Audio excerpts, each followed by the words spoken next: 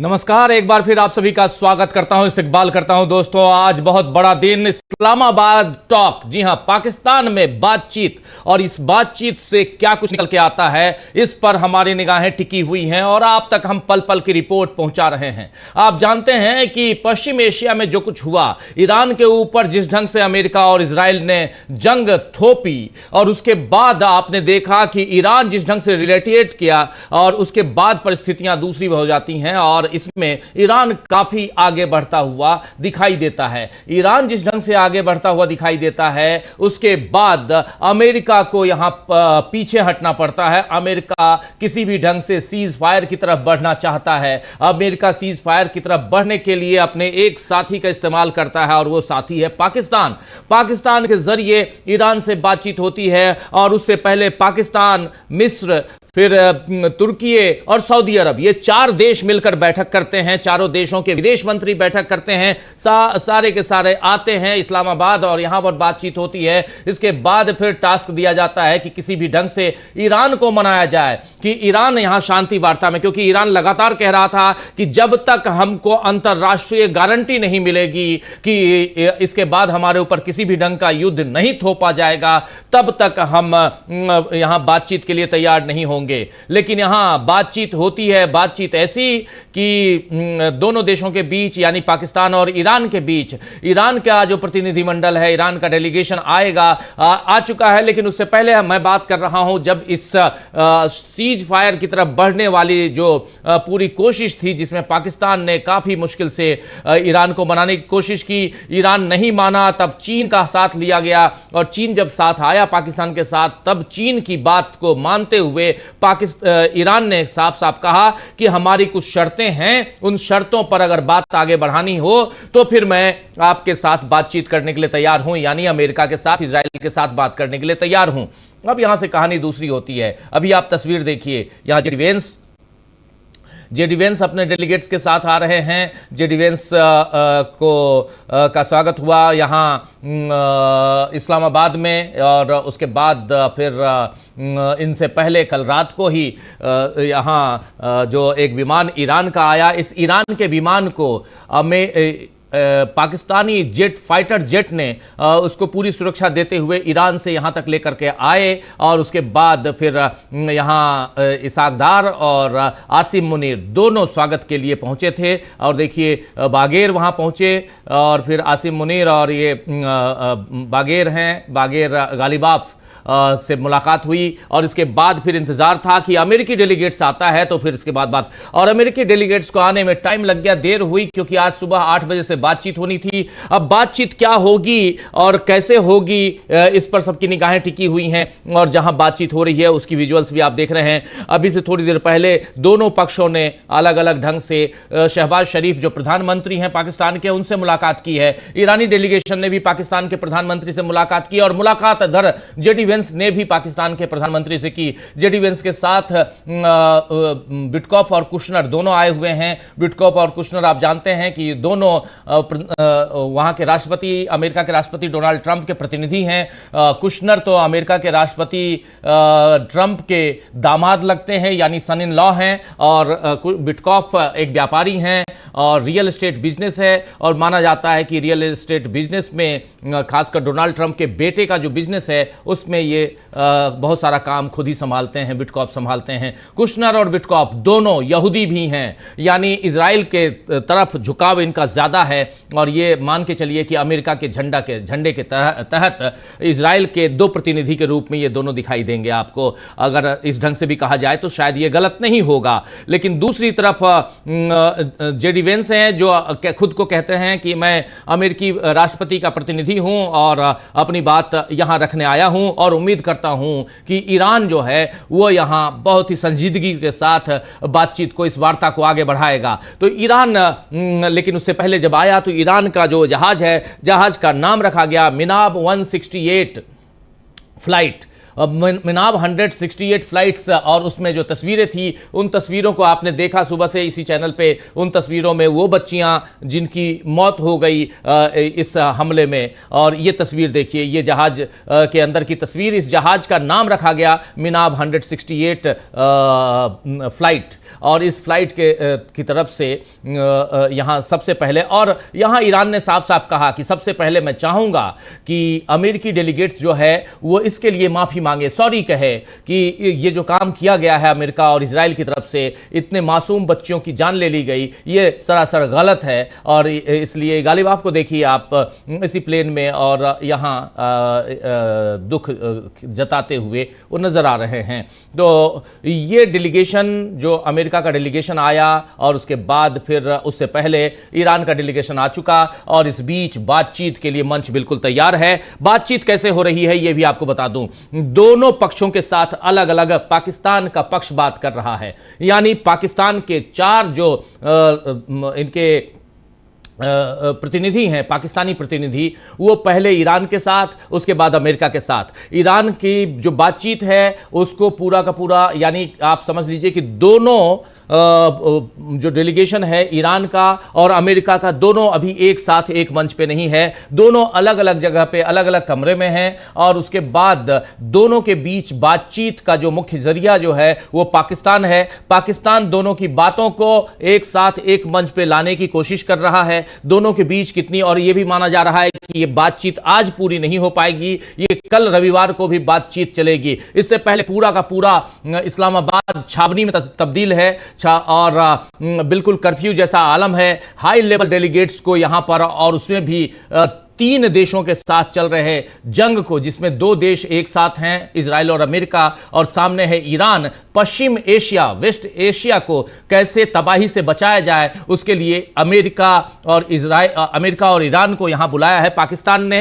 और सबसे बड़ी बात है कि दोनों देश इस वक्त पाकिस्तान में हैं। एक यहां इंपॉर्टेंट बात और भी है कि जेडी वेंस 25 साल बाद कोई भी उपराष्ट्रपति अमेरिका का, जी हां, कोई भी वाइस प्रेसिडेंट अमेरिका का पाकिस्तान 25 साल बाद पहुंचा है। 2001 में पहले, इससे पहले पहुंचा था, और 2001 के बाद अब पहुंचा है। और ये यहां पर लेकिन एक गंभीर मुद्दे के लिए पहुंचा है अमेरिका का उपराष्ट्रपति, क्योंकि इससे पहले 25 साल हो गए, 25 साल तक कोई भी उपराष्ट्रपति अमेरिका का पाकिस्तान नहीं आया था। राष्ट्रपति तो जरूर आए, लेकिन उपराष्ट्रपति नहीं आए थे। तो ये एक महत्वपूर्ण जानकारियां आप तक हम पहुंचाने की कोशिश कर रहे थे। हमारे साथ कुछ साथी जुड़ेंगे, उनसे भी आपकी मुलाकात करवाऊंगा और बात करवाऊंगा। लेकिन ये जो डेलीगेशन, ये जो पूरी की पूरी ईरान और अमेरिका के बीच जो बातचीत में कैसे पेंच फंसा हुआ है, ये भी आप तक हम पहुंचाने की कोशिश करते हैं। पाकिस्तान के उप प्रधानमंत्री और विदेश मंत्री मोहम्मद इसहाक डार जो हैं, वो राजधानी इस्लामाबाद में, अभी देख लीजिए, वो उन्होंने स्वागत किया जेडी वेंस का। ये आप देख रहे हैं, इसहाक डार ने स्वागत किया है, जेडी वेंस का स्वागत किया है। यूनाइटेड स्टेट ऑफ अमेरिका का ये प्लेन, और इसको बोलते हैं एयरफोर्स 2। एयरफोर्स 1 जो है प्लेन, उसमें राष्ट्रपति चलते हैं। एयरफोर्स 2 जिसमें उपराष्ट्रपति चलते हैं। ये प्लेन का नाम है, फ्लाइट जो जिससे जेडी वेंस आए हैं, इसको कहते हैं एयरफोर्स नंबर 2।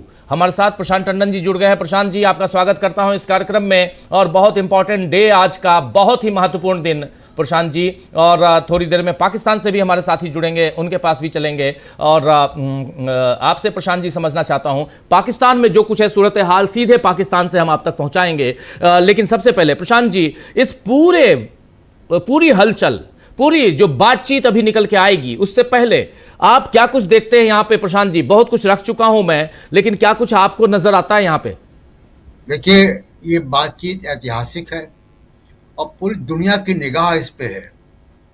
पूरी दुनिया की इकॉनमी, अर्थशास्त्र किस दिशा में जाएगा, यहाँ से तय होगा। लाखों लोगों के, करोड़ों लोगों के पूरी दुनिया में रोजगार, जीवन इस बातचीत पर निर्भर करता है। भारत में भी लोगों की नौकरियां जा रही, रोजगार बंद हो रहे हैं, पलायन हो रहा है, इसी वजह से हो रहा है। अमेरिका तक में गैसोलीन के, पेट्रोल के दाम बढ़ गए हैं, भारत में गैस के दाम बढ़ गए हैं। पूरी दुनिया की इकॉनमी 50 लाख करोड़ भारत के स्टॉक एक्सचेंज से निकल चुका है।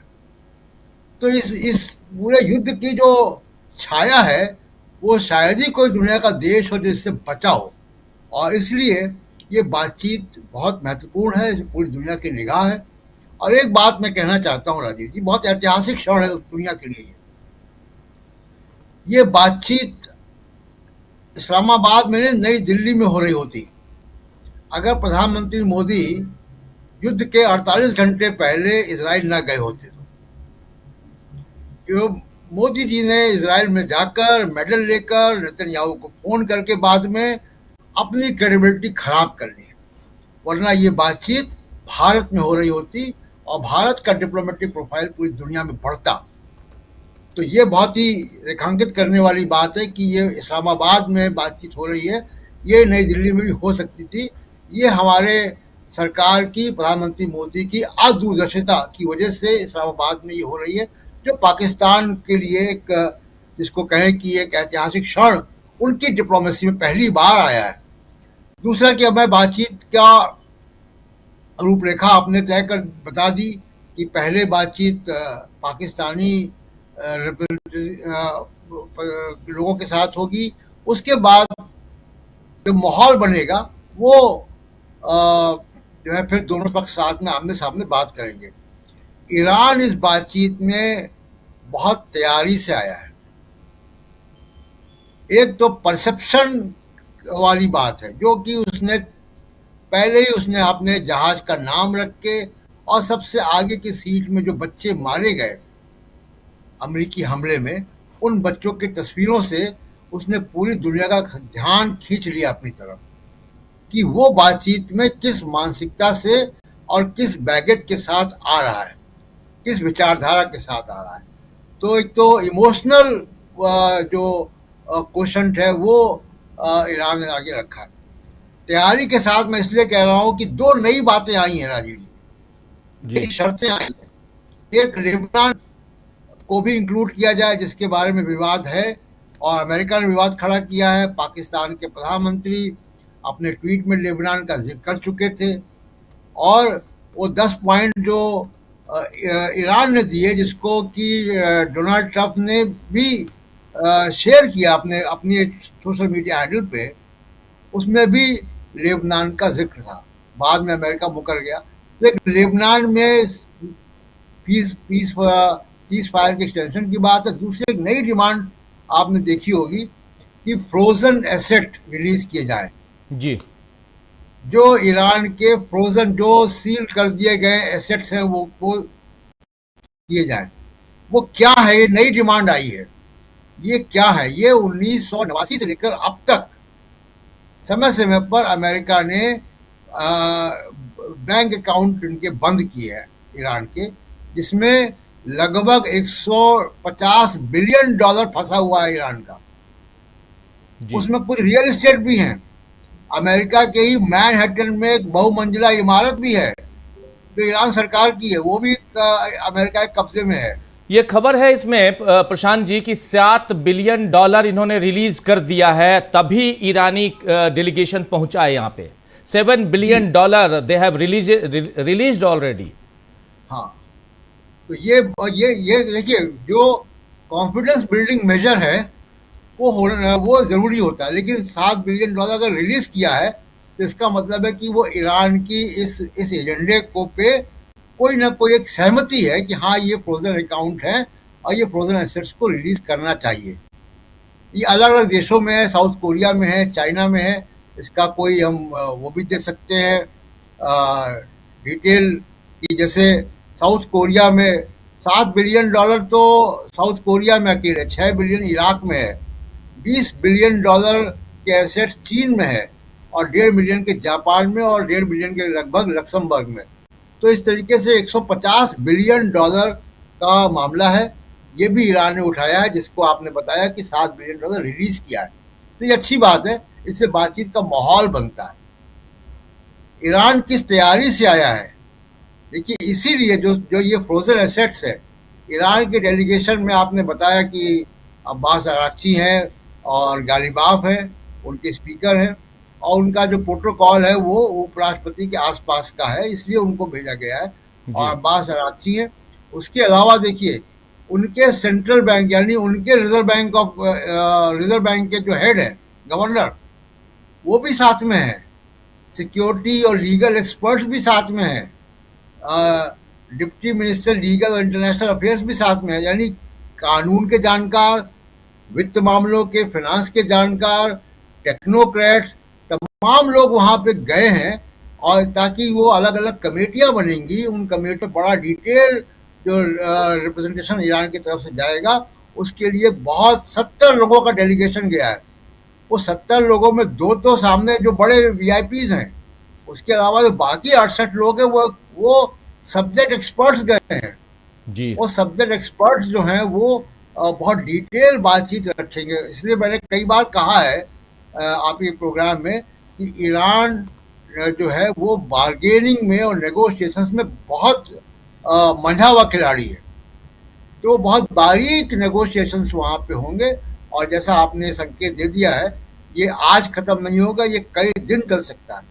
जी बिल्कुल बिल्कुल, आप सही कह रहे हैं। कई दिन ये अभी तो ये खबर आ रही है कि ये जो बातचीत है ये कल भी चलेगी, कल भी जारी रहेगी। और इसके अलावा यहाँ पे जो इंपॉर्टेंट बात आ रही है वो ये कि अभी जो $7 बिलियन की मैं बात कर रहा था, उसमें प्रशांत जी, कतर और साउथ कोरिया, इन दोनों ने अपने अपने बैंकों को, उनके बैंक वहाँ काम कर रहे हैं, और इन दोनों ने रिलीज करने का ऑर्डर कर दिया है। तब ये डेलीगेशन यहाँ आया है। अब बैंक, दोनों के बैंक जो है वो इस पर काम कर रहे हैं, फ्रोजन इरानियन फंड जो है उसको रिलीज करने के लिए। तो कतर और साउथ कोरिया, दक्षिण कोरिया, ये दोनों, इसके अलावा भी आपने बताया कि कहां कहां कितने कितने $1 बिलियन ऑलरेडी ईरान के अलग अलग बैंकों में फ्रीज हैं, और वो सब कुछ $150 बिलियन अभी आप बता रहे थे लगभग। और ये पूरा पैसा जो है ईरान चाहता है कि ईरान के डेवलपमेंट के लिए ये पैसे वापस आए, मिले। ये बहुत इंपॉर्टेंट बात हो जाती है। ईरान जब आया है तो अपनी शर्तों के हिसाब से आया है। जिस प्लेन से आया है उस प्लेन का नाम मिनाब 168 फ्लाइट रखा है। जिस प्लेन से जेडी वेंस आए हैं उस प्लेन का नाम हमेशा से एयरफोर्स 2 है, क्योंकि विदेश जो उप राष्ट्रपति अमेरिका का होता है वो एयरफोर्स 2 से आता है, और जो अमेरिका के राष्ट्रपति होते हैं, president of America, United state of America, वो एयरफोर्स 1 से आते हैं। तो ये, और अपने यहाँ जो है वो जाते हैं तो एयर इंडिया 1 कहलाता है। अपने यहाँ एयर इंडिया 1 कहलाता था। अब क्या है मुझे नहीं पता, जब मैं जाता था पीएम के साथ तो वो एयर इंडिया 1 कहलाता था। अब तो जहाज भी चेंज हो गया है और एयर इंडिया भी चेंज हो गया है। एयर इंडिया पहले सरकारी एजेंसी होती थी, अब एयर इंडिया टाटा की एजेंसी होती है। तो इसीलिए अब क्या है मुझे नहीं पता। नरेंद्र मोदी जब से आए हैं तब से मैं किसी भी पीएम के साथ, अकेले वही रहे हैं 12 साल, उनके साथ नहीं गया कभी। उससे पहले तमाम अलग डेलीगेशन के साथ गया हूं, तो उस हिसाब से बता रहा हूं। बहुत महत्वपूर्ण हो जाता है प्रशांत जी यहाँ पे कि जब दोनों, क्योंकि पेरिस होते हुए एक और मजेदार तथ्य यहां पे है, ये डेलीगेशन यानी अमेरिका का डेलीगेशन अमेरिका से निकलता है, वाशिंगटन डीसी से निकलता है, पेरिस पहुंचता है यानी फ्रांस की राजधानी, और पेरिस से इस्लामाबाद आता है, नूर खान एयरबेस इस्लामाबाद। और नूर खान एयरबेस आप याद कीजिए जब ऑपरेशन सिंदूर हुआ था तो काफी चर्चा में रहा था। लेकिन जब और इसी बीच उधर जब पेरिस जब ये डेलीगेशन पहुंचता है तो पेरिस से यानी फ्रांस से भी एक खबर आती है कि विंडोज फ्रांस यूज करना अब छोड़ रहा है। तो फ्रांस भी थोड़ी सी नाराजगी अपनी दिखा रहा है उधर से, और यूरोप के कई सारे देश दिखाते रहे हैं। इस बीच गुलाम अब्बास साहब सीधे जुड़ गए हैं, उधर पाकिस्तान से हमारे साथ जुड़े हुए हैं। गुलाम अब्बास साहब, आपका स्वागत करता हूं, इस्तकबाल करता हूं इस कार्यक्रम में। और आपसे बेहतर कौन बताएगा कि पाकिस्तान में, और एक बहुत ही शानदार काम पाकिस्तान कर रहा है, बधाई हो आप सबको। ज़रा आपसे समझना चाहता हूं कि इस वक्त क्या कुछ चल रहा है पाकिस्तान में। हम लोगों तक खबरें बहुत छन छन के आती हैं, आपके बहुत सारे चैनल हमारे यहाँ ब्लॉक हैं, हम देख भी नहीं पाते हैं, और ऑपरेशन सिंदूर के बाद से, तो इसलिए बेहतर है कि आपके ज़रिए फर्स्ट हैंड इन्फॉर्मेशन लूँ और हमारे दर्शकों तक पहुँचाऊँ। गुलाम अब्बास साहब, क्या चल रहा है अभी? शुक्रिया रंजन जी, बहुत शुक्रिया। बल्कि चैनल्स के साथ साथ मेरा तो अपना ट्विटर अकाउंट आपके पास बैन है, लेकिन एनीवे आपका शुक्रिया कि आपने मुझे इनवाइट किया। पहले तो मैं आपको ये बता दूं कि ये डेलीगेशंस जो अब इस वक्त ईरानियन डेलीगेशन जो है वो प्राइम मिनिस्टर ऑफिस में मौजूद है, और वहां पर उनकी प्राइम मिनिस्टर और पाकिस्तानी डेलीगेशन से बातचीत हो रही है। ये दूसरी बातचीत है ईरानियन डेलीगेशन की। जब रात को पहुंचे थे तो फील्ड मार्शल आसिम मुनीर से सबसे पहले उनकी बातचीत हुई थी, और उसके बाद दो पॉइंट सामने आए थे कि एक तो लेबनान सीज फायर और दूसरा ईरान के जो एसेट्स हैं फ्रीज हुए हुए हैं उनको डिफ्रीज करने की बात मांग की गई थी। और मेरे सोर्सेज के मुताबिक ये दोनों तकरीबन जो डिमांड्स हैं ईरान की वो मान ली गई हैं। और जो एसेट्स हैं, जैसा कि आप अभी थोड़ी देर पहले बता रहे थे कि कतर और साउथ अफ्रीका में है, ये 8 बिलियन के करीब बनते हैं जो कि रिलीज हो रहे हैं और हो जाएंगे। और उसके साथ साथ लिबनान के बारे में सीज फायर के हवाले से भी बातचीत का आगाज जो है वो हो जाएगा। तो ये दोनों चीजें के बाद आगे चलने की अगर बात की जाए तो एक तो बड़ा ऐतिहासिक लम्हा इस हवाले से है कि देखें, ईरानियन इस्लामिक रेवोल्यूशन के बाद ये पहला मौका है। जेडी वैंस तो उस वक्त पैदा भी नहीं हुए थे कि जब से ईरान अमेरिकन और जो ईरानीज हैं वो उसके बाद इतने बड़ा डेलीगेशन आमने सामने बैठ रहा है। तो उसको लीड कर रहे हैं जेडी वैंस जो कि वाइस प्रेसिडेंट हैं अमेरिका के, वो पाकिस्तान में पहुंच चुके हैं। और जब ये समझना ये चाहिए हमें कि जब ये लोग पाकिस्तान पहुंच चुके हैं तो इतना बड़ा डेलीगेशन खाली हाथ जाने के लिए तो पाकिस्तान से नहीं आया। तो लगता ऐसा है कि पीस को और अमन के लिए एक स्पेस बनेगा, अमन को जगह मिलेगी और यहां से बातचीत आगे चलेगी। जो हमारे पास ऐसी काफी सारी इंडिकेशंस अमेरिकन की तरफ से जो सामने आई है, पाकिस्तान को मिली है, उसमें काफी सारे मामला जो है वो रिजॉल्व हो जाएंगे। इवन के ईरान पे जो सैंक्शंस लगी हुई है वो भी दो इंपोर्टेंट टर्निंग पॉइंट्स होंगे। एक तो स्टेट ऑफ हॉर्म्स की बात कर रहे हैं और दूसरा यूरेनियम। ये दो अहम पॉइंट्स हैं, उस पे मुद्दा किस तरह से आगे बढ़ता है ये देखना होगा। और इसके साथ साथ मैं आपको ये बता दूं कि इस पूरे प्रोसेस में अगर देखा जाए तो जब प्रेसिडेंट ट्रंप ने सीज फायर को एक्सेप्ट किया था पाकिस्तान के प्राइम मिनिस्टर शहबाज शरीफ की रिक्वेस्ट पे कि 2 हफ्ते का सीज फायर किया जाए, उस वक्त भी बहुत ज्यादा इंपॉर्टेंट रोल पाकिस्तान के फील्ड मार्शल आसिम मुनीर कर रहा है। और उसके बाद अब भी जब इसराइल की तरफ से सीज फायर के बाद लेबनान पे अटैक किया गया तो उसके बाद ईरानीज चाहते थे कि फौरी तौर पर रिएक्ट करें और उस समय भी पाकिस्तान की तरफ से फौरी तौर पर राब्ता किया गया और जनरल आसिम मुनीर की तरफ से राब्ता किया गया ईरानीज लीडरशिप से और उनसे रिक्वेस्ट की गई कि पीस को टाइम देना चाहिए, हमें डेलीगेशंस और को आना चाहिए और बातचीत को आगे बढ़ाना चाहिए। तो उसकी वजह से ईरानीज ने उस तरीके से रिएक्ट नहीं किया। लेकिन ये अब मेन मुद्दा रहा है और उसके बाद पाकिस्तान की तरफ से बड़ा वाज़ेह मैसेज यूएस को दिया गया कि जो इसराइल के हवाले से था, क्योंकि इसमें सारे मामले में अगर हम देखते हैं तो इसराइल वाहिद वो एक फरीक है जिसने जंग शुरू की लेकिन उसके बाद पूरी दुनिया इस जंग की लपेट में आ गई और वो ही अभी भी इस जंग में, मेरा ख्याल है, मेरा अपना ओपिनियन है कि वो रुकने में, सीज फायर को आगे चलने में अभी तक कोई रुकावट नजर आ रहा है तो वो शायद इसराइल ही है, क्योंकि लिबनान का मामला अगर टेबल टॉप पे आता है तो वो हल होगा। सेकेंडली, ये किस स्टेप से आगे बढ़ेंगे ये मैं थोड़ा सा आपको मुख्तसरन ब्रीफ कर देता हूं।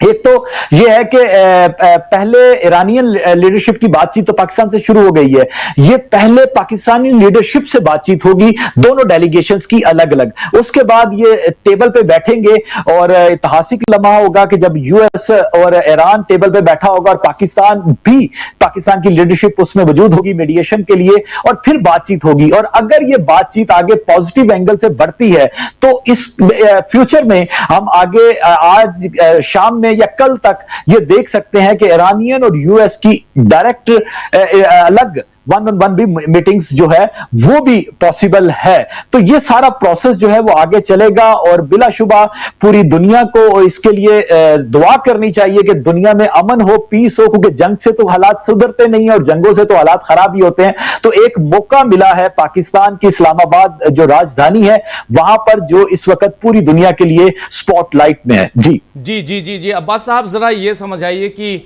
लेबनान का जो मुद्दा है, तीन मुख्य रूप से जो बातें यहां कही गई हैं, एक तो लेबनान, दूसरा है यूरेनियम और तीसरा जो फ्रीज्ड अमाउंट्स हैं इनके वो, और उसमें कतर और साउथ कोरिया की बात तो आ ही रही है कि ये दोनों ऑलरेडी काम करना शुरू कर दिए हैं डिफ्रीज करने के लिए। लेकिन ज़रा बताइए कि यहाँ पर कितना ज़्यादा ईरानी पक्ष जो है इन मुद्दों पे, इन कंडीशंस पे टिका हुआ दिखाई देता है, क्योंकि अभी तक जितनी बातें हैं उसमें से कुछ बातें छन छन के आ रही होंगी, बाहर निकल के आ रही होंगी, इसलिए मैं पूछ रहा हूं।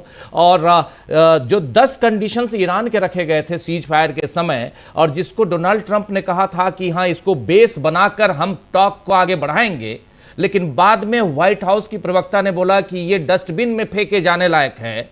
तो इस पूरे घटनाक्रम को, क्योंकि बहुत तेजी से बदलता हुआ पूरा का पूरा यहाँ ये देख रहे हैं हम, इस पूरे प्रोसेस को कभी डिरेल करने की कोशिश होती है, कभी पटरी पर लाने की कोशिश होती है। इसमें ये 3-4 पॉइंट कितने इंपॉर्टेंट हो जाते हैं आज के इस टॉक में, और ईरान कितना एडामेंट दिखाई देता है यहां पर इन सब अपने अपने पॉइंट्स पे। क्या कुछ है आपके पास? इस बीच ब्रेकिंग खबर जरा आप तक हम पहुंचा देते हैं। ईरान से मुलाकात के बाद अमेरिकी प्रतिनिधिमंडल से मिलेंगे पाकिस्तान के पीएम, और अभी ईरान के साथ मुलाकात हो रही है, और गुलाम अब्बास साहब हमारे साथ जुड़े हुए, वो भी यही बात बता रहे थे। थोड़ी देर में शुरू होगी शहबाज शरीफ और ईरान प्रतिनिधि की मुलाकात। हालांकि अब्बास साहब सीधे पाकिस्तान से जुड़े हुए हैं, वो बता रहे हैं कि ऑलरेडी मुलाकात चल रही है ईरान से मुलाकात के बाद, और अमेरिकी प्रतिनिधिमंडल से मुलाकात होगी। लेकिन अब्बास साहब, यही 3-4 पॉइंट जो आपके सामने रख रहा था, वो उस पर कितना यहाँ ईरान जो है वो टिका हुआ दिखाई देता है, और कितना यहाँ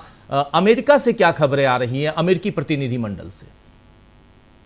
देखिए, एक तो ये चीज है कि मुझे 2 डिफरेंट सोर्सेज ने इस बात को कंफर्म किया है कि एसेट्स और लिबनान के मामले पर अमेरिका तकरीबन मान गया है, और उसका अब क्योंकि इस बात की डेलीगेशंस की मीटिंग के बाद उसकी अनाउंसमेंट ऑफिशियली हो जाएगी। लेकिन मैं यहां पे बताऊं रंजन जी, हमारा काम है, हम पत्रकार है, हमारा काम है कि कहीं ना कहीं से खबर निकालना, कोई सोर्सेज से खबर निकालना।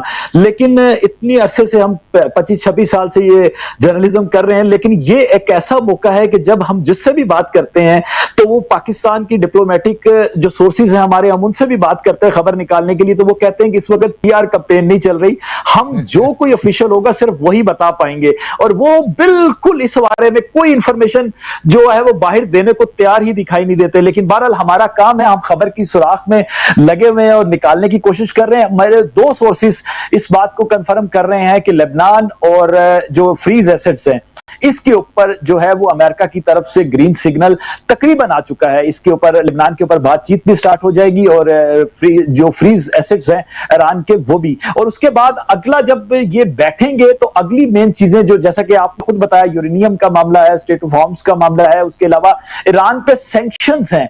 मैं आपको यहां पे ये भी बता दूं कि काफी हद तक अमेरिका इसके ऊपर भी एग्री है कि वो सैंक्शंस के ऊपर भी जो गौर है वो किया जा सकता है। तो ईरान के ऊपर जो सैंक्शन है, ये इस हवाले से बहुत ऐतिहासिक मीटिंग है कि इसमें बहुत सारी चीजें जो है वो चेंज होगी। दुनिया का जो एक हिरार्की है वो चेंज हो गई थी इस जंग के बाद, और अब हम ये देख रहे हैं कि इसमें ईरान जो है वो मेन स्ट्रीम में आया है। आपको एक और चीज बताता हूं, पाकिस्तान में अब से थोड़ी देर पहले सऊदी अरब के फिनांस मिनिस्टर भी पाकिस्तान में मौजूद थे, और वो अब से थोड़ी देर पहले रवाना हुए हैं। उन्होंने भी इससे पहले मुलाकात की, मीटिंग की, और हालांकि वो तो पाकिस्तान के साथ इकोनॉमिक कोई मामलात के लिए आए थे, लेकिन हम इसको नजरअंदाज नहीं कर सकते कि सऊदी अरब के डेलीगेशन के साथ प्राइम मिनिस्टर ने मीटिंग की है, फॉरेन मिनिस्टर ने मीटिंग की है। उसके अलावा हमारे पास ये भी खबरें हैं कि मुसलसल चाइना के साथ, रशिया के साथ भी पाकिस्तान राब्ते में है।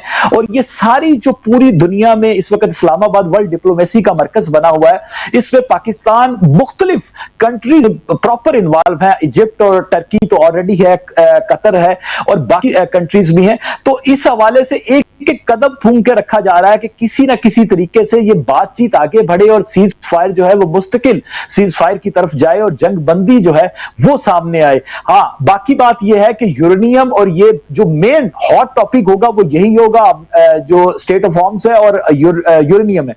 इसके ऊपर जब बैठेंगे और किस तरीके से बातचीत को लेकर चलेंगे, ईरानी के जहन में, ईरानी जो डेलीगेशन आया है उनके जहन में कहीं ना कहीं ये है कि जेडी वैंस जो है वो एंटी वार एक पर्सनैलिटी उनके जहन में लगता है, और उनको लगता है कि जब वो उनसे बातचीत होगी तो वो किसी ना किसी नतीजे पे पहुंचेगी। और हमें भी यही लग रहा है कि इतने अरसे बाद, आप पाकिस्तान की खाली बात कर लें तो 11 साल बाद कोई वाइस प्रेसिडेंट पाकिस्तान में आया है। इससे पहले जो बाइडेन पाकिस्तान में आए थे। तो पाकिस्तान में तो अमेरिकन को इतना बड़ा डेलीगेशन आए हुए भी 1 दहाई से ज्यादा अरसा हो गया, और इस समय ना सिर्फ वो पाकिस्तान, वो इस्लामाबाद राजधानी पाकिस्तान की जहां पे इतने बड़े डेलीगेशंस आते नहीं थे, अब वहां पे जंग रुकवाने के लिए बातचीत चल रही है। ये कहीं ना कहीं बहुत इंपॉर्टेंट है, और मेरा ख्याल है कि सबको इस बारे में होपफुल होना चाहिए कि पीस प्रवेल करना चाहिए, अमन को जगह मिलनी चाहिए, और ये वार का जो चैप्टर है क्लोज होना चाहिए। लेकिन यहां पे प्रेसिडेंट ट्रंप की जो गुफ्तगू थी, और वो साथ साथ धमकियां भी दे रहे हैं वो जिस तरीके से अपना रिएक्शन दे रहे हैं उनकी बातचीत में, हमने ये देखा है कि वो बार बार ऐसा मैसेज उनकी तरफ से आता है कि वो तैयार हैं, अगर ये होगा। जब सीज फायर का ऐलान हुआ तो आपके इल्म में है कि वो सिविलाइजेशन को तबाह करने की बात कर रहे थे, और उसके बाद सिविलाइजेशन को तबाह करने और इसी तरीके से जब जंग शुरू हुई थी तो वो ईरान में रजीम चेंज करना चाह रहे थे, वो ईरान में, और उसके बाद वो जंग आके रुकी स्टेट ऑफ हार्म्स को खोलने के हवाले से। तो ये मामला हैं डिप्लोमेसी। मेरा ख्याल है कि बेस्ट बात यही है कि बातचीत के लिए टेबल पे इकट्ठे हो चुके, बातचीत आगे जरूर बढ़ेगी और इसका कोई ना कोई नतीजा जो है वो जरूर निकलेगा।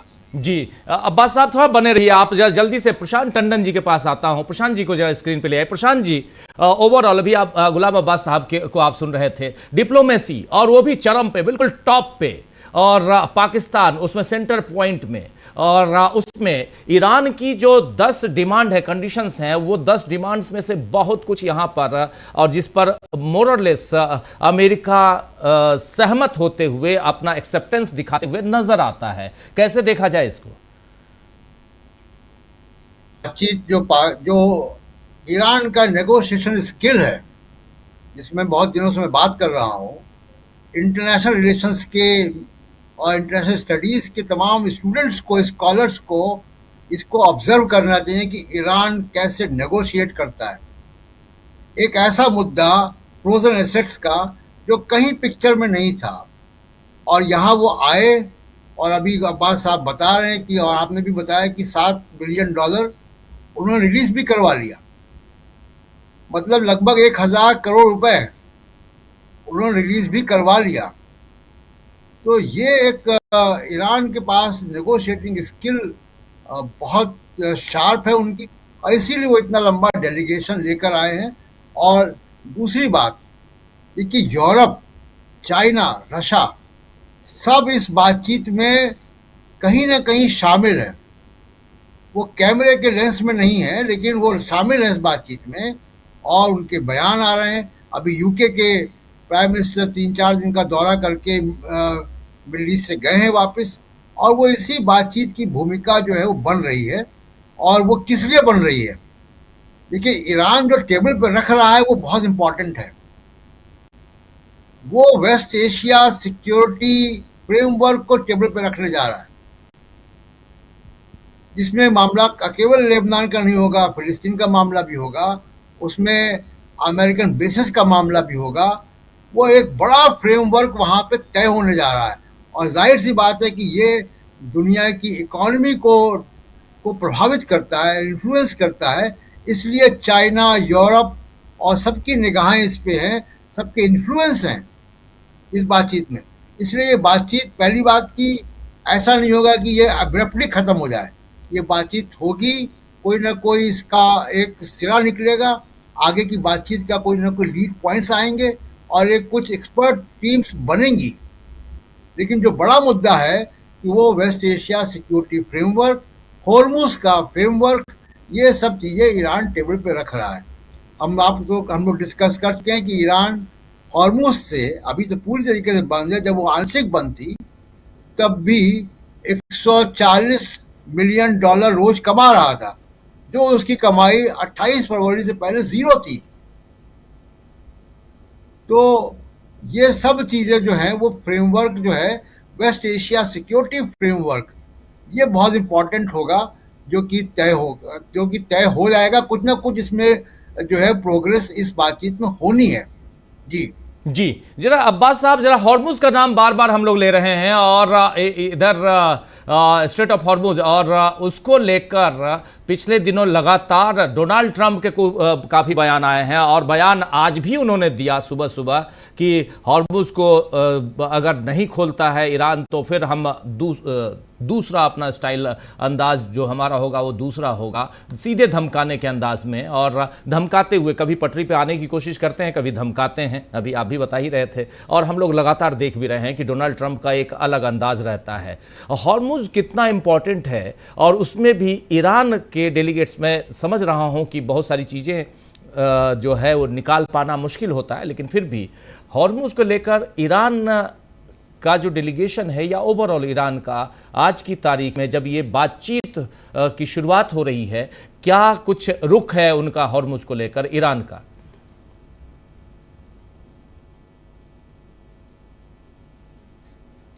गुलाम अब्बास साहब डिस्कनेक्ट हो गए हैं, जोड़ने की कोशिश करते हैं, आते हैं उनके पास, जैसे ही दोबारा जुड़ते हैं उनको जोड़ने की कोशिश करते हैं हम। लेकिन प्रशांत जी, हॉर्मुज को लेकर लगातार हम लोग बात कर रहे हैं और ईरान अभी तक देखिए अमेरिका, अमेरिकी धमकी, यही बात, और हॉर्मुज पे सिर्फ और सिर्फ अमेरिकी धमकियां मिली हैं, उसके अलावा कुछ नहीं दिखाई देता है। और क्या ये बिल्कुल इसको भी जिस ढंग से शुरुआत में डोनाल्ड ट्रंप ने सेंटर पॉइंट बनाया था इस जंग में कि हॉर्मुज खाली कर दो हम तुमको छोड़ देंगे, क्या आप फिर से वहीं आ गए? फिर बीच में एक गैप मिला, लगभग 20-22 दिनों का गैप ऐसा था जिसमें वो हॉर्मुज का एच नहीं बोलते थे, और उसके बाद फिर अब जैसे सीज फायर की बात आई है, सीज फायर के बाद से फिर हॉर्मुज बोलने लगे। क्या हॉर्मुज को इन्होंने एक ढाल की तरह इस्तेमाल करना शुरू कर दिया है कि कुछ और तुम बोलो मैं हॉर्मुज की बात करूंगा, तुम यूरेनियम संवर्धन की बात करो मैं हॉर्मुज की बात करूंगा, तुम लेबनान की बात करो मैं हॉर्मुज की बात करूंगा, तुम मिनाब में बच्चियों 168 बच्चियों को मारे जाने की बात करो मैं हॉर्मुज की बात करूंगा? क्या इस ढंग से यहां पर इसको अपने ढाल के रूप में, शील्ड के रूप में इस्तेमाल करना शुरू कर दिया, यह माना जाए? या सचमुच यहां अमेरिका इतना ज्यादा हॉर्मुज से प्रभावित है, डोनाल्ड ट्रंप इतने ज्यादा प्रभावित हैं कि उनको हॉर्मुज के अलावा और कुछ नहीं दिखाई दे रहा है? इस पर थोड़ा चर्चा होनी चाहिए प्रशांत जी। ये भी मुद्दा, जितना हॉर्मुज को आप आगे बढ़ाएंगे ये भी मुद्दा ईरान के पक्ष में जाता है। इससे क्या हो रहा है, बार बार जो हो एस्टैब्लिश हो गया पूरी दुनिया में, 28 तारीख से पहले हम हॉर्मुज के बारे में जानते थे, लेकिन हम हॉर्मुज को ये नहीं जानते थे कि इसका ये इस्तेमाल भी हो सकता है। ये आइडिया ईरान को देने वाले नेतन्याहू और डोनाल्ड ट्रंप हैं, लेकिन जितना वो कहेंगे डोनाल्ड ट्रंप हॉर्मुज के बारे में, ईरान की मिल्कियत, ईरान का कब्जा, ईरान की सॉवरेनिटी हॉर्मुज पे उतना ज़्यादा इस्टेब्लिश होती है अंतर्राष्ट्रीय स्तर पे। एक तो ये बहुत अहम बात है। दूसरी बात कि देखिए, जो मेगलोमेनियक या आत्ममुग्ध नेता होते हैं वो कितना आगे की देख नहीं पाते। 26 तारीख को जब ये डील ओमान के जरिए हो रही थी अमेरिका के साथ, तब हॉर्मुज का कोई जिक्र नहीं था। ये तो 28 के बाद बंद किया ईरान ने, और अब ईरान ये चाह रहा है, दो कारण से, चाइना का भी उसमें प्रभाव होगा, इसलिए कि अब हॉर्मुज के जरिए वो जो पेट्रो युआन है उसको इस्टेब्लिश करेगा जी, और वो उसमें चाइना की भी जो है वो रजामंदी का, चाइना का पूरा इंटरेस्ट होगा पेट्रो युआन को। और मैं बार बार इस बात को कह चुका हूँ कि अमेरिका के पास सबसे बड़ा हथियार ना B-52 बॉम्बर है, ना सबसे बड़ा हथियार उनके कोई न्यूक्लियर वेपन है, ना कोई मिसाइल है। उनका सबसे बड़ा हथियार जो है वो पेट्रो डॉलर है अमेरिका का। पूरी दुनिया की इकॉनमी को प्रभावित करता है पेट्रो डॉलर, और उसमें इस क्राइसिस के दौरान पेट्रो युआन जो है चाइनीज करेंसी, वो टेक ऑफ करने लगी है। अब हॉर्मुज का इस्तेमाल इसलिए होगा।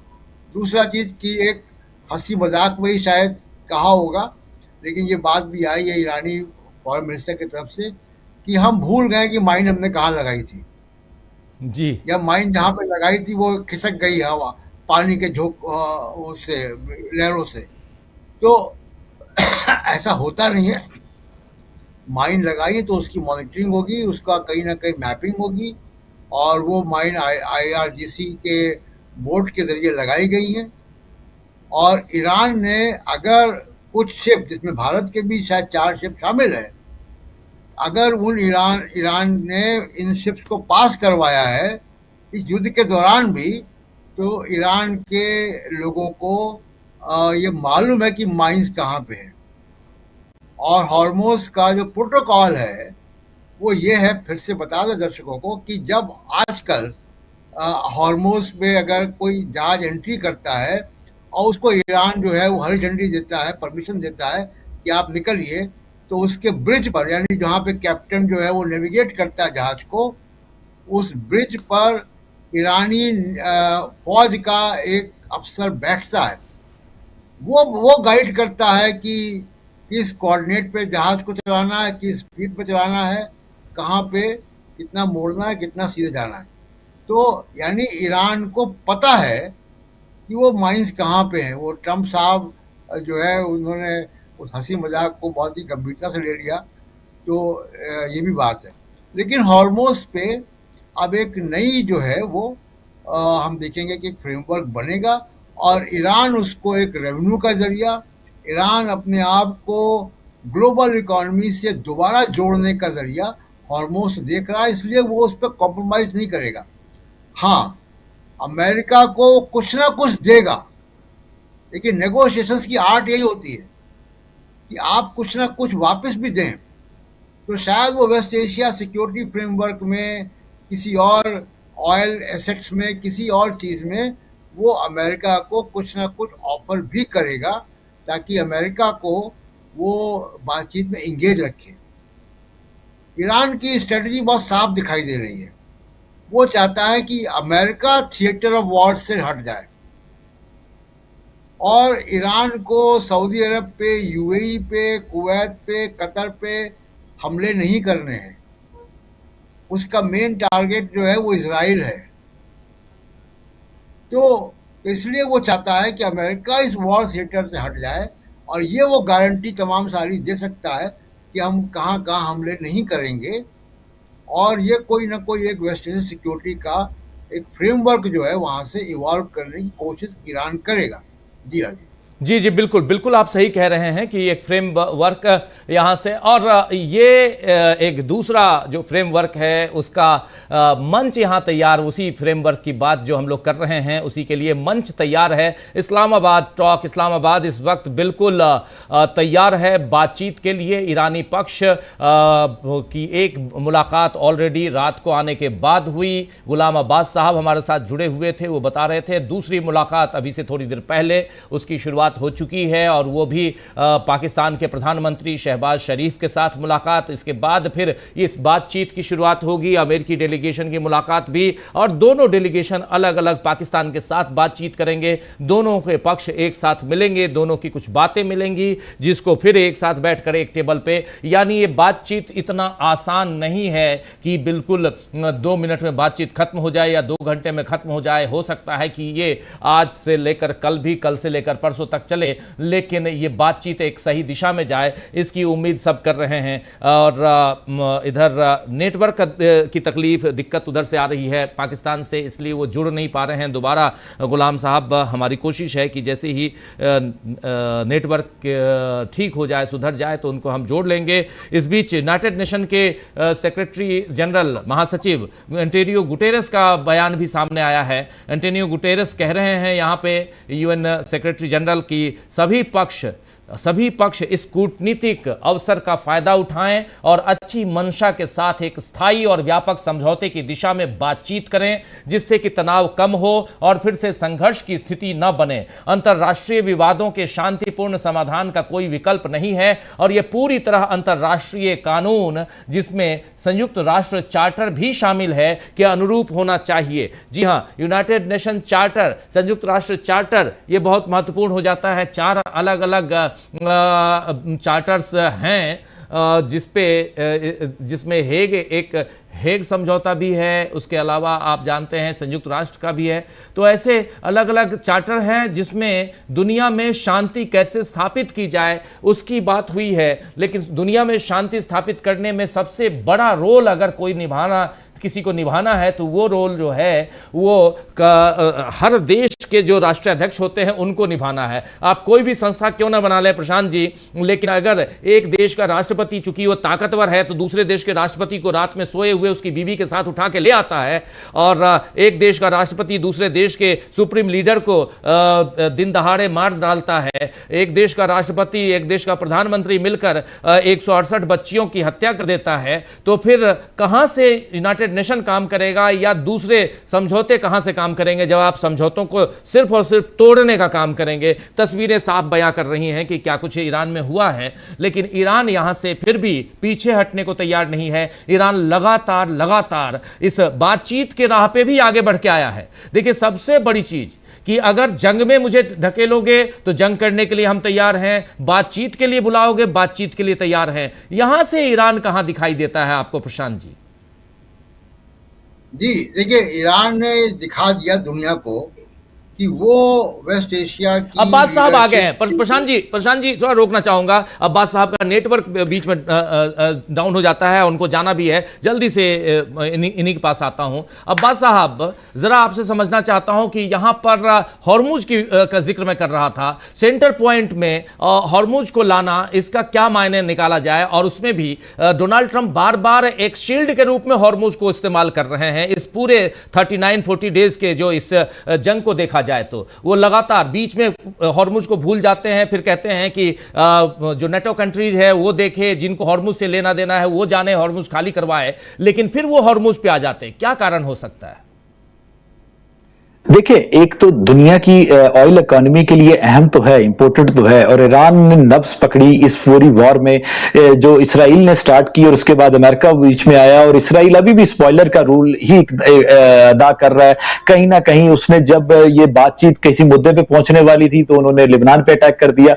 तो स्टेट ऑफ हॉर्मुज की बात अगर करी जाए तो वो बहुत इंपॉर्टेंट इस हवाले से है कि आज भी ईरान का कंट्रोल है उसके ऊपर, और उन्होंने बड़ा क्लियरली कहा है कि ये जो अभी प्रेसिडेंट ट्रंप ने लास्ट नाइट भी बात की तो उन्होंने यही कहा था ना कि हॉर्मुज की बात की कि वो उसके ऊपर जो ईरान का कंट्रोल और खासकर जो ऊपर ड्यूटी लगाई गई है, जो रिसीव किया जा रहा है टोल, उसको वो खत्म किया जाए। तो बातचीत की टेबल पर आएंगे तो बात होगी ना। ट्रंप ने 1 महीना जंग करके देख लिया, उन्होंने इसराइल के साथ मिलकर पूरी दुनिया ट्रंप के अगेंस्ट हो गई। हमने देखा कि पूरी दुनिया में डिवीजन पैदा होगी, वाशिंगटन और इवन के वेटिकन का डिस्टेंस जो है वो इतना बढ़ गया। तो अब ये सारे मामला जो है वो जंग से तो हल होते दिखाई नहीं दिए, और कहीं ना कहीं आप इख्तलाफ कर सकते हैं मुझसे, लेकिन इस पूरी वार में कहीं ना कहीं विनर ईरान ही रहा है।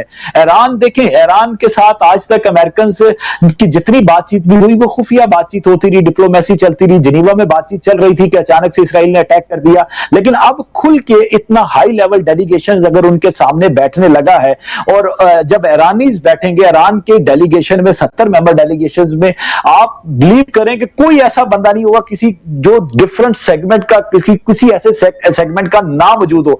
हर सेक्टर को उसने इन्वॉल्व किया है इस पूरे डेलीगेशन में जिसको वो लेकर आए हैं। तो इसका मतलब यह है कि वो हर तरह से बातचीत करने के लिए ज़हन बना कर आए हैं, और वो इस बातचीत से, इस्लामाबाद में होने वाली टॉक से कुछ ना कुछ वापस लेके जाना चाह रहे हैं। और दूसरा जेडी वेंस, देखिए अब नवंबर में मिड टर्म है, इलेक्शंस आ रहे हैं, उनको भी पता है वो प्रेसिडेंट इन वेटिंग है, उनको भी पता है कि वो इसराइल की इस जंग को अपने साथ लगेज को कैरी करते हुए अगर लेके वापस यूएसए जाएंगे तो उनके लिए भी मुश्किल हो सकती है। उनको पता है कि आगे इलेक्शंस में क्या रिजल्ट होंगे और किस तरीके से आगे सिचुएशन जो सिनेरियो है वो चेंज हो सकती है। तो उन्होंने भी अपना पॉलिटिकल कैरियर देखना, उन्होंने मेजॉरिटी दिखानी है। लेकिन यहां पर ईरानीज जो जेडी वेंस पे इंसार कर रहे हैं वो इसीलिए कि वो फर्स्ट अमेरिका वाला मामला है, जेरेड जो है उसको वो दूसरे बाकी जो 2 मेंबर्स हैं उनको वो इसराइल प्रो देख रहे हैं। लेकिन अब रिजल्ट इसका मुझे, मैं जैसा कि आपको बता रहा था कि 2 जो मेजर डिमांड्स थी वो तो काफी हद तक मान ली गई हैं, वो तकरीबन मान ली गई हैं। और आगे जो बात है सैंक्शंस की, स्टेट ऑफ हॉर्मुज की, और उसके बाद यूरेनियम की, इस पे बात होगी। ईरान खोलने के लिए एग्री है, ईरान आज भी कहता है कि उन्होंने ऐसे इशारे दिए हैं कि वो उनको कोई प्रॉब्लम नहीं है अपना हॉर्मुज खोलने के लिए, लेकिन वो पहले मुकम्मल सीज फायर हो। क्या अब ये इसराइल की तरफ से जो लेबनान में अटैक किया गया, 1000 से ज्यादा लोगों की अमवात हुई, अब वो दोबारा, ईरान ये नहीं चाहता कि गजा की तरह लेबनान का हाल हो। जिस तरीके से हमने गजा में सिचुएशन देखी, जिस तरीके से गजा में कत्लेआम देखा, वो नहीं चाहता कि किसी सूरत में भी लेबनान में भी ये सिचुएशन बने, और इसीलिए सीज फायर की बात जो है वो बढ़ती जा रही है। और इसीलिए पूरी दुनिया अब इस मुज़ाकरात के पीछे खड़ी है, बैक पे खड़ी है। ये खाली मुज़ाकरात हमें जो फ्रंट पे नजर आ रहे हैं वो यूएसए और ईरान के हैं, लेकिन इसके इनडायरेक्टली इसमें तमाम जो वर्ल्ड पावर्स हैं, जो तमाम दुनिया के बड़े देश हैं, वो इन्वॉल्व हैं किसी ना किसी हवाले से। जैसा कि मैंने बताया कि सऊदी डेलीगेशन अब से थोड़ी देर पहले यहां से गया है, इस्लामाबाद में मौजूद था। China, Russia, Turkey, Qatar, Egypt, ये सब इन्वॉल्व हैं। पाकिस्तान के साथ इनके राब्ते हो रहे हैं बार बार।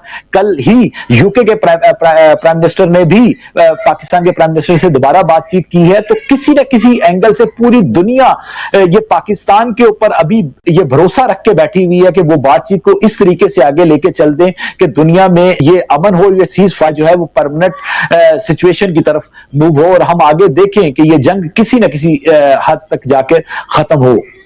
अब्बास साहब, मैं जानता हूं आपको जाना है, जल्दी से एक आखिरी सवाल।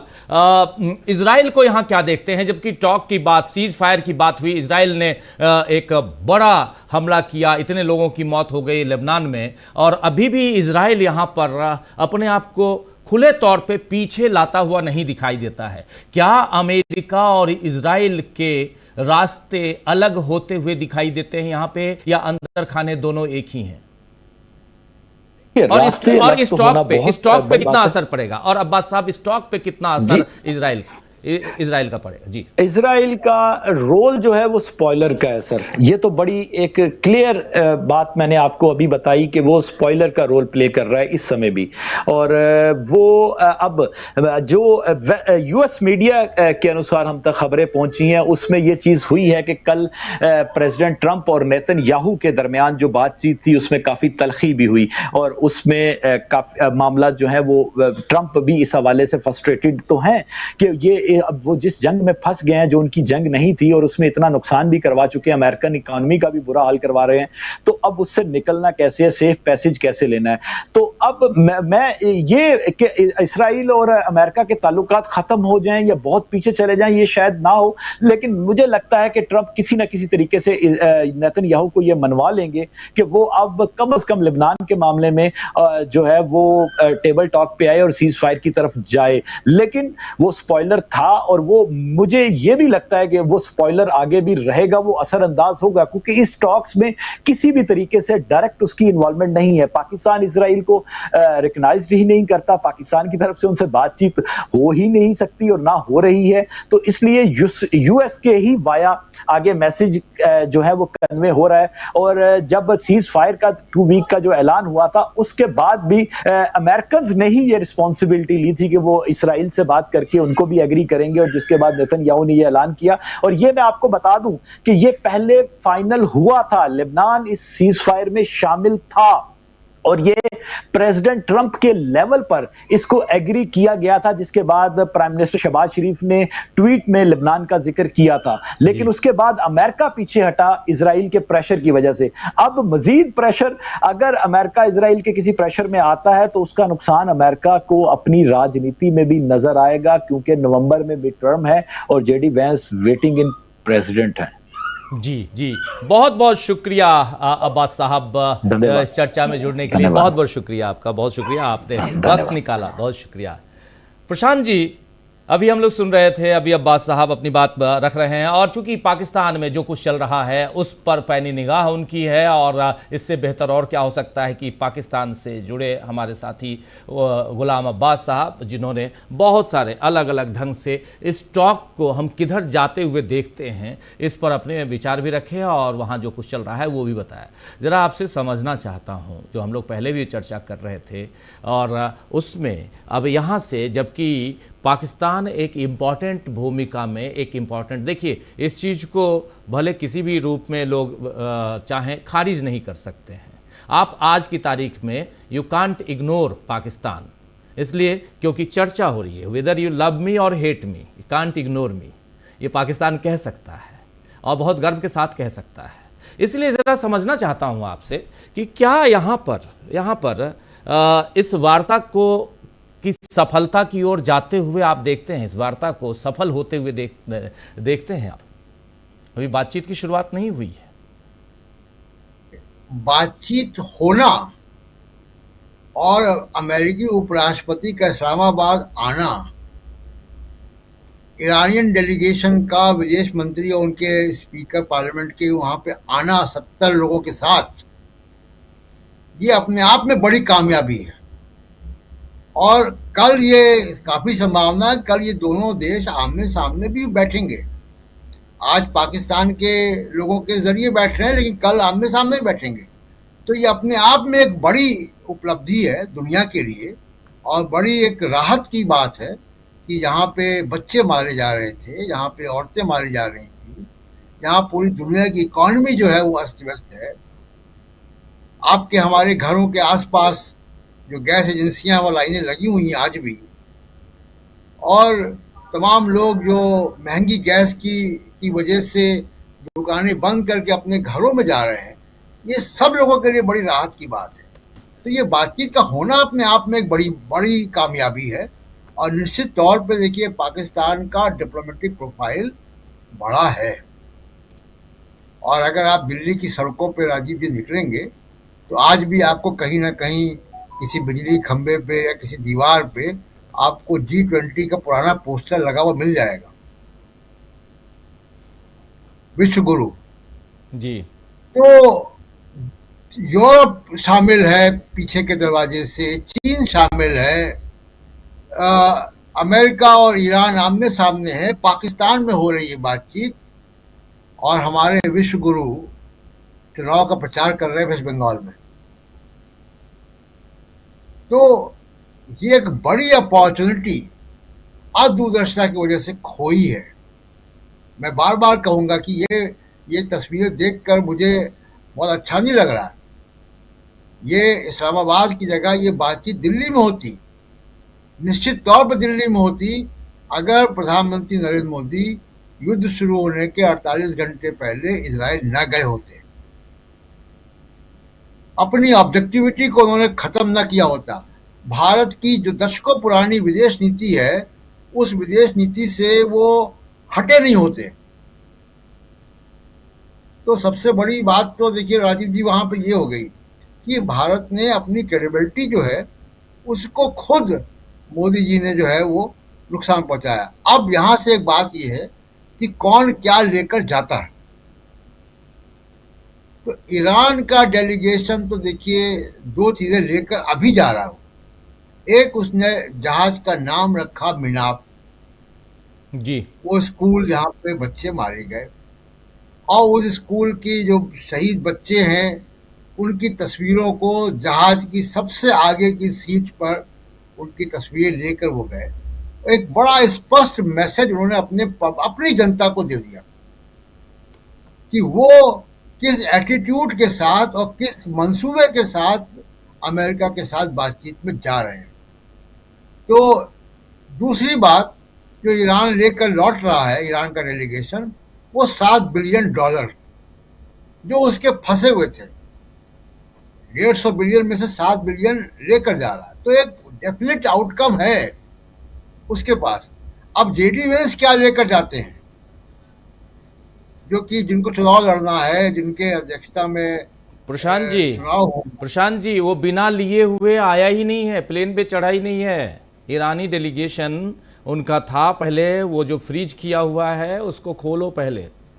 और आप समझ सकते हैं कि ईरान की इतनी शर्तें, जिसकी शुरुआत ऑलरेडी हो गई। ईरान ने साफ साफ कहा, ईरानी सोर्सेज ये बता रहे हैं, उस आधार पे मैं कह रहा हूं कि ईरान ने ये साफ कहा कि हम आप पे भरोसा कैसे करें, हमको बिल्कुल भरोसा नहीं है। आप सीज फायर करते हैं और वहाँ लेबनान पे हमला कर देते हैं कुछ और, तो इसलिए ये हमारी बात चल रही होती है जिनेवा में, आके आप 26 तारीख को बात होती है और 28 तारीख को आप हमारे सुप्रीम लीडर सहित लगभग 50 लोगों को मार डालते हैं। तो ये बातचीत, और इसलिए यहाँ पर एक प्रेशर, जरा इस बात को अपने को समझना होगा कि कौन है जो डोनाल्ड ट्रंप खासकर अमेरिका के ऊपर इतना प्रेशर बना पा रहा है। ये क्या पाकिस्तान है? मुझे नहीं लगता। नहीं, वो तो देखिए प्रेशर बन रहा है हरमोज से, और अमेरिकन कंपनीज जो है ऑयल की, वो, और जो अमेरिका के जो पिट्ठू हैं अरब कंट्रीज, जो उनके दोस्त हैं, तो उनका नुकसान हो रहा है। 5.2% जीडीपी डाउन हुई है जीसीसी कंट्रीज की राजीव जी। ये एक बड़ा फिगर है जी। अगर इसी तरह ये डाउन होती गई तो उनको रिकवर करने में कई साल लग जाएंगे। आप देखिए कि कोविड में भारत की जीडीपी कितना डाउन हुई थी, 2%। जी। 28 एक महीने में वो 5.2% जीसीसी कंट्रीज की जीडीपी डाउन हो गई है, क्योंकि उनका सबसे बड़ा सोर्स ऑफ रेवेन्यू ऑयल है, और ऑयल पे ताला लग गया। वो रास्ता बंद हो गया। तो इसलिए ईरान तो बहुत ही विन विन सिचुएशन में है। इसलिए मैंने कहा कि जो स्कॉलर्स हैं, जो विदेशी मामलों को पढ़ते हैं, अंतर्राष्ट्रीय रिलेशंस को का अध्ययन करते हैं, उनके लिए तो ये बहुत बढ़िया मौका है उसको ऑब्जर्व करने का कि नेगोशिएशंस अंतर्राष्ट्रीय स्तर पर कैसे होते हैं, कि एक मरा हुआ इशू लाके और अपनी बात मनवा लेता है और $7 बिलियन लेके भी जा रहा है। तो इसलिए ईरानियंस बहुत ही टफ नेगोशिएटर हैं, स्मार्ट हैं, और उनको मालूम है कि अमेरिका जैसे शक्तिशाली देश से निपटना कैसे है। दूसरी बात जेडी वेंस की बात है राजीव जी। वो अमेरिका में जो रिपब्लिकन पार्टी है, जो ट्रम्प का सपोर्ट सिस्टम है, अब वो रिपब्लिकन पार्टी से ज़्यादा वो मेगा कंस्टिट्यूंसी है, मेक अमेरिका ग्रेट अगेन, और जेडी वेंस उसको रिप्रेजेंट करते हैं। जेडी वेंस को अपने चुनाव के लिए उसकी ज़रूरत पड़ेगी और वो इस युद्ध के पक्ष में नहीं है, पहले दिन से नहीं है। तो इसलिए अगर वो युद्ध को बरकरार रखने की खबर लेके वापस जेडी वेंस अमेरिका जाएंगे तो उनको डोमेस्टिक पॉलिटिक्स में पॉलिटिकली नुकसान होगा। तो इसलिए उनके ऊपर एक बर्डन है, और जो पिछले 3-4 दिनों से 5 दिनों से जो बातें सामने आ रही थी और हम लोग न्यूज़ पॉइंट पे लगातार इसकी चर्चा कर रहे थे कि लगातार वहाँ पे ट्रम्प अमेरिकन जो डोमेस्टिक पॉलिटिक्स है उसमें कॉर्नर हुए हैं। जेडी वेंस का जो तबका है, जेडी वेंस के जो लोग हैं, जेडी वेंस खुद हैं, उन्होंने जो है इस पे वापस जो है वो एक जिसको कहे कि असर्ट करना शुरू किया। और याद दिला दें कि 10 तारीख को जब नेतन्याहू 10 फरवरी को नेतन्याहू गए थे वाइट हाउस और वहाँ पे रूपरेखा बनी थी हमलों की, तब जेडी वेंस को अजरबैजान भेज दिया गया था जी। और ना वो नेतन्याहू के साथ बैठक में थे, ना अगले दिन जो व्हाइट हाउस में एक इम्पॉर्टेंट बैठक हुई जिसमें कि रूपरेखा तय की गई युद्ध की, उसमें भी जेडी वेंस नहीं थे। उनको विदेश यात्रा, लंबी विदेश यात्रा भेज दिया गया था। तो अब जेडी वेंस मेगा कंस्टिट्यूंसी के जरिए बाउंस बैक उन्होंने किया, वो अपना इन्फ्लुएंस जो है वो दिखा रहे हैं, और जाहिर सी बात है कि जेडी वेंस भी खाली हाथ नहीं जाना चाहेंगे। बिल्कुल बिल्कुल बिल्कुल, आप सही कह रहे हैं कि जेडी वेंस यहां से खाली हाथ नहीं जाना चाहेंगे, क्योंकि वेंस के सामने अभी बहुत कुछ है। 2 बार का राष्ट्रपति का जो टेन्योर है वो भी उनके साथ है। अभी एक बार तो अभी सिर्फ और सिर्फ उपराष्ट्रपति हैं, इनको राष्ट्रपति और एक नहीं बल्कि 2-2 बार। तो वो बहुत कुछ सोच समझ के, और जैसे अभी गुलाम अब्बास साहब कह रहे थे कि ईरान को भी थोड़ा बहुत अगर भरोसा है तो वो जेडी वेंस पे ही है, क्योंकि दूसरा पक्ष जो 2 और हैं, कुशनर और विटकॉफ, ये दोनों इजराइल परस्त दिखाई देते हैं, दोनों यहूदी हैं और पॉलिटिकल करियर के बारे में इनका कोई पॉलिटिक्स से लेना देना नहीं है। ये इनके राष्ट्रपति यानी डोनाल्ड ट्रंप के प्रतिनिधि हैं, उनमें से एक तो उनके सन इन लॉ हैं। तो इसलिए जो मुख्य रूप से जो इस डेलीगेशन में, अमेरिकी डेलीगेशन में जो मेन है वो जेडी वेंस हैं, और इसीलिए जेडी वेंस को बहुत कुछ खुला हुआ आसमान है, कहां तक आप जाएंगे। ये विटकॉफ और कुशनर दोनों बिजनेसमैन हैं जी, इनको डिप्लोमेसी का तजुर्बा नहीं है। ईरान बहुत मंझे हुए डिप्लोमेट्स और पॉलिटिशियंस और सब्जेक्ट एक्सपर्ट लेकर आया है। विटकॉफ प्रॉपर्टी का बिजनेस करते हैं, वो रियल एस्टेट के बिजनेसमैन हैं, और कुशनर जो है वो क्रिप्टो करेंसी से लेकर तमाम चीज़ों का बिजनेस करते हैं। तो ये डिप्लोमेट नहीं है, इनको अंतर्राष्ट्रीय कानून की, प्रोटोकॉल्स की, यूनाइटेड नेशंस के रेजोल्यूशंस की, सिक्योरिटी काउंसिल के रेजोल्यूशंस की, तमाम की ऑफ हैंड बिल्कुल जानकारी नहीं होगी, या जो इंटरनेशनल कॉन्फ्लिक्ट के जो बारीकियाँ होती हैं, ट्रेड की, बिजनेस की, शिपिंग की, उसकी बहुत बारीकियों के साथ वो लैस नहीं होंगे। ईरानी 70 लोगों का सब्जेक्ट एक्सपर्ट डेलीगेशन लेकर वहाँ गए हैं, तो इसलिए जो मेन काम करना है वो जेडी वेंस को करना है। उनके पास पॉलिटिकल मैंडेट है और वो बड़ा पॉलिटिकल मैंडेट लेकर आए हैं वहाँ पे, और उनको अपनी कंस्टिट्यूंसी को एड्रेस करना है। ईरान ने अपनी कंस्टिट्यूंसी को आंशिक तौर पे एड्रेस कर लिया है। जी बिल्कुल बिल्कुल।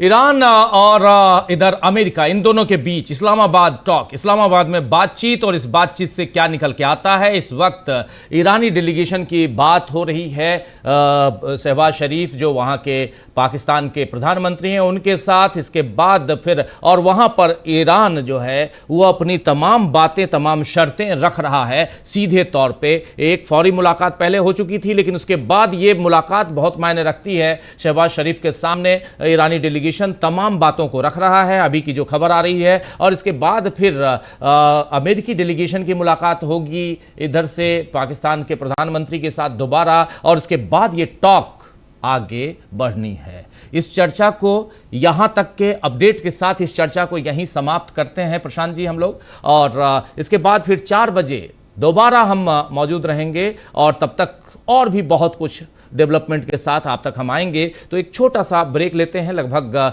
1-1.25 घंटे का, और उसके बाद मुलाकात होगी। प्रशांत जी को बहुत बहुत धन्यवाद, और उधर पाकिस्तान से जुड़े हमारे साथी गुलाम अब्बास साहब को भी बहुत शुक्रिया, बहुत धन्यवाद, और आप तमाम साथियों, आप सबका भी शुक्रिया अदा करता हूं। इस चर्चा में आप लोग बने रहे। 4 बजे से फिर लगातार आप देखेंगे क्या कुछ इस्लामाबाद से निकल के आ रहा है, और ये बहुत महत्वपूर्ण, बहुत इंपॉर्टेंट हो जाता है ये टॉक, ये बातचीत इसलिए इंपॉर्टेंट हो जाती है क्योंकि यहां से पश्चिम एशिया ही नहीं बल्कि पूरी दुनिया में हो सकता है अमन, चैन, शांति का पैगाम जो लेकर ये लोग जिसके लिए बैठे हैं वो पूरी दुनिया में फैले और शांति कायम हो। पश्चिम एशिया में जिस ढंग से बारूदों के ढेर में तब्दील होते हुए हमने देखा पश्चिम एशिया के कुछ देशों को, कभी ईरान अपनी तरफ से मिसाइलें दाग रहा है, कभी इजराइल मिसाइलें दाग रहा है, कभी अमेरिका मिसाइलें दाग रहा है, हिंद महासागर में कुछ हो रहा है, उधर मेडिटेरियन सी में कुछ हो रहा है, लाल सागर में कुछ हो रहा है, तो हॉर्मुज पे कुछ हो रहा है, बाबल मंदब पे कुछ हो रहा है। ये सारी चीजें जो हैं ये बंद हो, शांतिपूर्ण ढंग से